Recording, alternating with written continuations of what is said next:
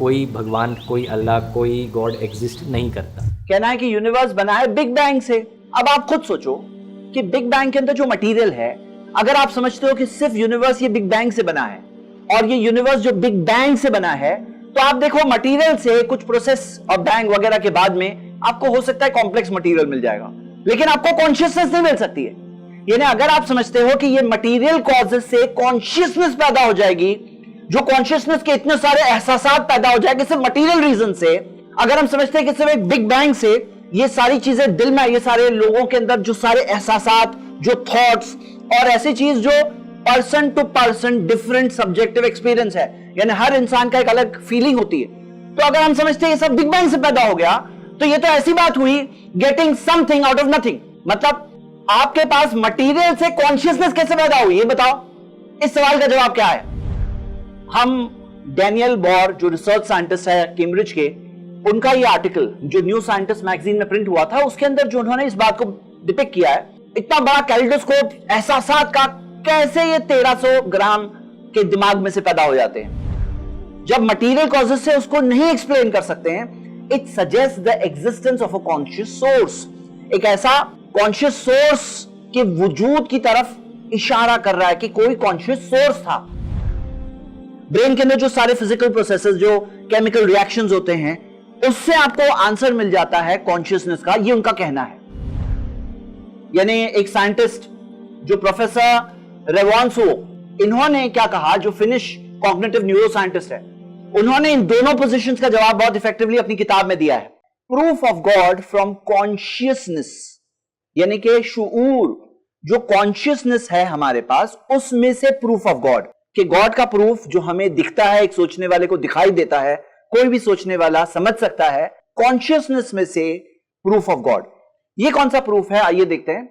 सबसे पहले हम जो लिविंग बींग्स हैं, हमारे पास एक कॉन्शियसनेस है, एक शूर है। अब कंपेयर करो कि मिसाल के तौर पर कोई भी चीज हो, एक टोपी हो, एक बर्गर हो, इसके अंदर चीज का टुकड़ा हो, या किटली हो, तो केटल हो, इसके अंदर क्या कॉन्शियसनेस है, शूर है? नहीं है। लेकिन हमारे अंदर एक शूर होता है, और ये शूर के अंदर हम देखते हैं कि कई सारे फीलिंग्स हम लोग एक्सपीरियंस करते हैं, कई सारे टाइप के एहसासात होते हैं। एक ऐसा मामला है कि एक बहुत ही वाइड स्पेक्ट्रम है एहसासात का, जो हम सब महसूस करते हैं, और ये ऐसी चीज है जिसके लिए मुझे कोई प्रूफ देने की जरूरत नहीं, क्योंकि हम सब फील करते हैं, हम सब फील करते हैं। मैं ये बात क्यों बोल रहा हूं? क्योंकि इस प्रूफ का जवाब देते वक्त कुछ लोग बोलते हैं इसका प्रूफ क्या है, इसका प्रूफ क्या है कि एहसासात है। तो मैं कह रहा हूं इसके प्रूफ के लिए हमें कोई, जैसे कहते हैं कि एम्पिरिकल एविडेंस, जिससे कोई देख करके, कोई ऑब्जर्व्ड, अरे भाई ये ऐसी चीज है हम सब फर्स्ट हैंड एक्सपीरियंस करते हैं। हाँ, फर्स्ट हैंड एक्सपीरियंस करते हैं कि कई सारे डिफरेंट मूड्स और फीलिंग्स हम सब फील करते हैं। एक बहुत ही वाइड स्पेक्ट्रम है इस तरह के एहसासात का। और एक चीज हम ये देखते हैं कि ये जो एहसासात है, ये सब्जेक्टिव होते हैं। सब्जेक्टिव यानी कि पर्सन टू पर्सन अलग होते हैं।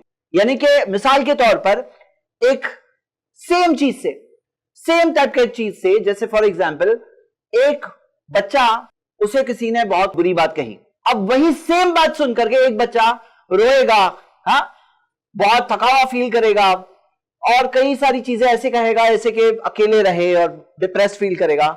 लेकिन वही सेम चीज सुनकर के एक दूसरा बच्चे को गुस्सा आएगा, वो अपने, हो सकता है कि हथेली को टाइट करे, उसकी हार्ट बीट थोड़ी फास्ट हो जाए, और हो सकता है कि उसके दिल में आ रहा है कि अभी मैं बताता हूं। मतलब एक ही चीज हुई, उसके अंदर अलग अलग एहसासात होते हैं, और ये चीज हम सब जानते हैं कि सब्जेक्टिव है, यानी कि पर्सन टू पर्सन ये चीज डिफर होती है।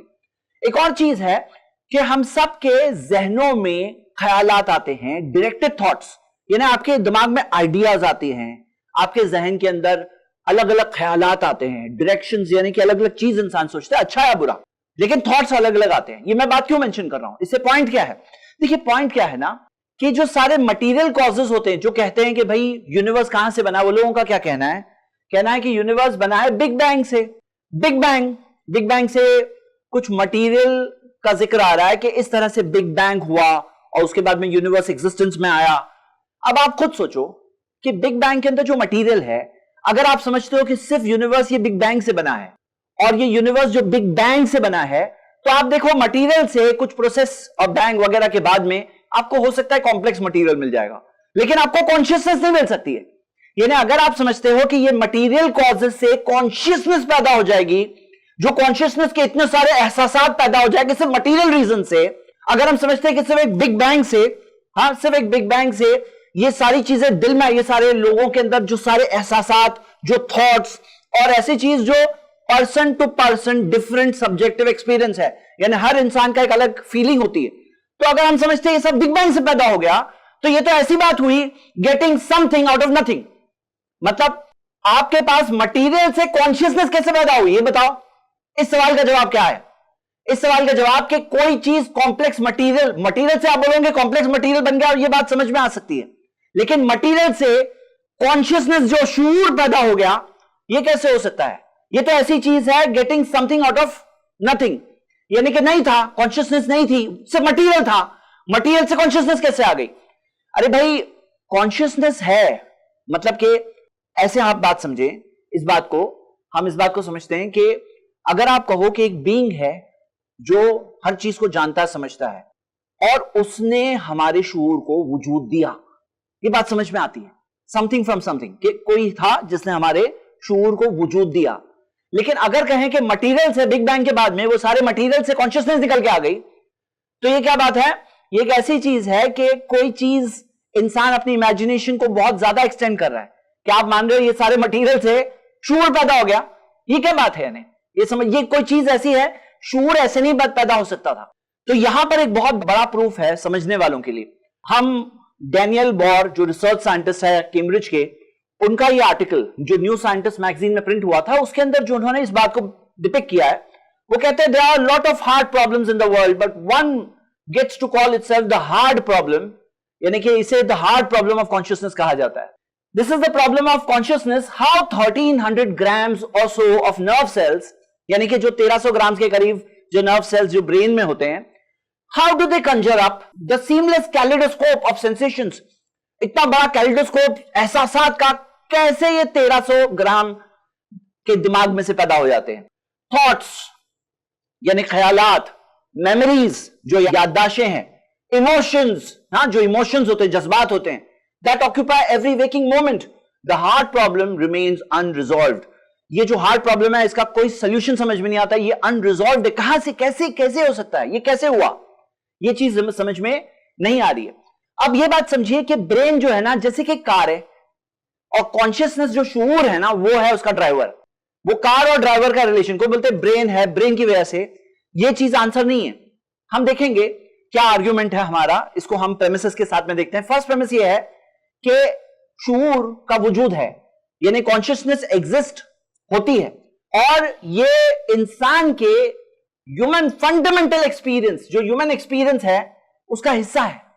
मतलब शूर का कोई इनकार नहीं कर सकता, कॉन्शियसनेस का कोई इनकार नहीं कर सकता। कॉन्शियसनेस दुनिया में है और यह हमारे शूर का एक बेसिक हिस्सा है। दूसरी चीज कि कॉन्शियसनेस को पूरी तरह से ये फिजिकल प्रोसेस से, मतलब जो फिजिकल प्रोसेस हो रहे दुनिया में, और जो मटेरियल कॉजेज है, यानी कि जो दुनिया बिग बैंग से बनी, जो मटेरियल कॉजेज है, उससे आप कॉन्शियसनेस को नहीं एक्सप्लेन कर सकते हो। ये दूसरा प्रेमिस है। तीसरा premise, if consciousness can not be explain by material causes, जब मटेरियल कॉजेज से उसको नहीं एक्सप्लेन कर सकते हैं, it suggest the existence of a conscious source. एक ऐसा कॉन्शियस सोर्स के वजूद की तरफ इशारा कर रहा है कि कोई कॉन्शियस सोर्स था। Therefore, the existence of consciousness is best explained by the existence of a conscious being called God. यानी कि जो सारे एहसासात और शूर है, ये एक कॉन्शियस बीइंग जिसके पास इल्म है, जो सब चीज जानता है, जो हर चीज को समझता है, हर चीज को अंडरस्टैंड करता है, उसके वजूद की तरफ वो चीज इशारा कर रही, ये बेस्ट एक्सप्लेनेशन है। यानी कि अगर कोई कहे कि कहां से पैदा हुआ, ये सब मटीरियल चीजों से कॉन्शियसनेस पैदा हो गई, तो हम कहते हैं is this the best explanation, या बेस्ट एक्सप्लेनेशन क्या है कि कॉन्शियस बीइंग के वजूद से हमें प्रूफ मिलता है गॉड के एग्जिस्टेंस का, कि कॉन्शियसनेस जो पैदा हुई एक कॉन्शियस बीइंग यानी कि गॉड अलमाइटी, यानी कि ऊपर वाला खालिक, जिसे हम अल्लाह कहते हैं अरबिक में, उसके वजूद से बेस्ट एक्सप्लेन होता है। यानी सवाल का जवाब, जो आपके पास जवाब नहीं है, हमारे पास जवाब है कि कहां से कॉन्शियसनेस पैदा हुई, हमारे पास जवाब है, और जो बेस्ट आंसर है, this is the best explanation. अब यहां पे आइए देखते हैं कि वो लोग क्या कहते हैं। और मैंने जो सारे आर्ग्यूमेंट्स आपके सामने पुट अप कर रहा हूं, मैं बहुत टाइम स्पेंड करके अदर साइड की वीडियोस देखता हूं, अदर साइड की आर्टिकल्स रीड करता हूं कि आखिर में डिबंक करने के लिए वो क्या कह रहे हैं, उनके पास क्या है। तो मुझे ब्रॉडली स्पीकिंग ये 3 टाइप की चीजें मिली। सबसे पहली चीज, वो कहते हैं कॉन्शियसनेस है ही नहीं, कॉन्शियसनेस है ही नहीं, ये सिर्फ एक इल्यूजन है, ये सिर्फ एक इल्यूजन है, इसकी कोई एम्पिरिकल एविडेंस नहीं है, यानी कि किसी ने देखा कॉन्शियसनेस दिखी मुझे, हां मैंने लिखा, ऐसे ऐसे एम्पिरिकल एविडेंस नहीं मौजूद है। अब ये क्या चीज है, प्रॉब्लम का जवाब नहीं दे रही है, ये प्रॉब्लम को इग्नोर कर रही है और बल्कि रीडिफाइन कर रही है कि इंसान होने का मतलब क्या है। बोले इंसान के अंदर एहसास नहीं होते हैं, ये सिर्फ एक इल्यूजन है, यानी कि हम इंसान क्या है ना, इंसान होने को रीडिफाइन कर रहे हैं सिर्फ सवाल का जवाब देने के लिए, सवाल का जवाब देने के लिए, क्योंकि सवाल का जवाब नहीं है उनके पास। और ये एलिमिनेटिव मटीरियलिस्ट का ये उनकी ये पोजीशन होती है, जो एलिमिनेटिव मटीरियलिस्ट है उनका ये पोजीशन होती है, वो इस तरह से जवाब देने की कोशिश करते हैं। क्या जवाब देने की कोशिश करते हैं, कहते हैं कि प्रॉब्लम है ही नहीं। हालांकि ये बात बिल्कुल रॉन्ग है, ये इस प्रॉब्लम को इग्नोर करके हमारे ह्यूमन एहसासात को डिनाई कर रहे हैं। और ये एक ऐसी चीज है कि जो सब्जेक्टिव एक्सपीरियंस है, जैसे मैंने कहा, फर्स्ट हैंड एक इंसान एक्सपीरियंस कर सकता है। ये कोई धोखा नहीं है कि हमारे अंदर शूर है, ये कोई धोखा नहीं है कि हमारे अंदर एहसासात है, ये कोई धोखा नहीं है कि हमारे अंदर सोच है, समझ है, अंडरस्टैंडिंग है। ये आपके पास जवाब नहीं है तो आप इसको ये जवाब दोगे कि है ही नहीं, ये तो बिल्कुल बेवकूफ बनाना हुआ जस्ट जवाब देने के लिए। एटलीस्ट ऑनेस्ट रहना बहुत जरूरी है। सेकंड क्या आंसर है, सेकंड जो रिडक्टिव मटीरियलिस्ट ने दिया है, वो क्या कहते हैं, सब्जेक्टिव कॉन्शियसनेस एग्जिस्ट होती है, ये लोग डिनाई नहीं कर रहे हैं, ये कहते हैं फिजिकल प्रोसेसेस जो होते हैं ना of the brain can explain consciousness, कि जो फिजिकल प्रोसेस होते हैं ब्रेन के अंदर जो सारे फिजिकल प्रोसेसेस, जो केमिकल रिएक्शंस होते हैं, उससे आपको आंसर मिल जाता है कॉन्शियसनेस का, ये उनका कहना है। अब ये हकीकत में जो सब्जेक्टिव एक्सपीरियंसेस होते हैं, मतलब केमिकल्स के अंदर क्यों ऐसा होता है कि एक आदमी के अंदर ये रिएक्शन और ये एहसास होगा, दूसरे इंसान का दूसरा एहसास होगा, ये कैसे, मतलब सब्जेक्टिव एक्सपीरियंस का आंसर नहीं है ये चीज। अगर वो कहें इसके अंदर सब्जेक्टिव एक्सपीरियंसेस का वो जवाब नहीं दे सकते। मैं इसके अंदर ये दोनों सवालों का जवाब एक खुद यानी एक साइंटिस्ट जो प्रोफेसर रेवांसो, इन्होंने क्या कहा, जो फिनिश कॉग्निटिव न्यूरो साइंटिस्ट है, उन्होंने इन दोनों पोजीशंस का जवाब बहुत इफेक्टिवली अपनी किताब में दिया है। इस किताब के अंदर consciousness the science of subjectivity, वो कहते हैं still it seems clear to talk about neural firings, activations and deactivations in different brain areas or oscillatory synchrony in neural assemblies is not at all the same thing as talking about feelings of pain, sensations of color, passionate emotions of inner thoughts and never will be। वो कहते हैं कि जो physical functions है ना सारे, ये physical functions को आप equate नहीं कर सकते हैं कि जो पेन का एहसास होता है, दर्द का एहसास, हाँ, जो एक एक इंसान में अलग अलग होता है, और जो sensations of color, कि भाई कलर आपने ग्रेड कलर को देखा, सपोज करो आप ब्लैक को देख रहे हो, क्या एहसास हो रहा है, अलग अलग एहसास होते हैं।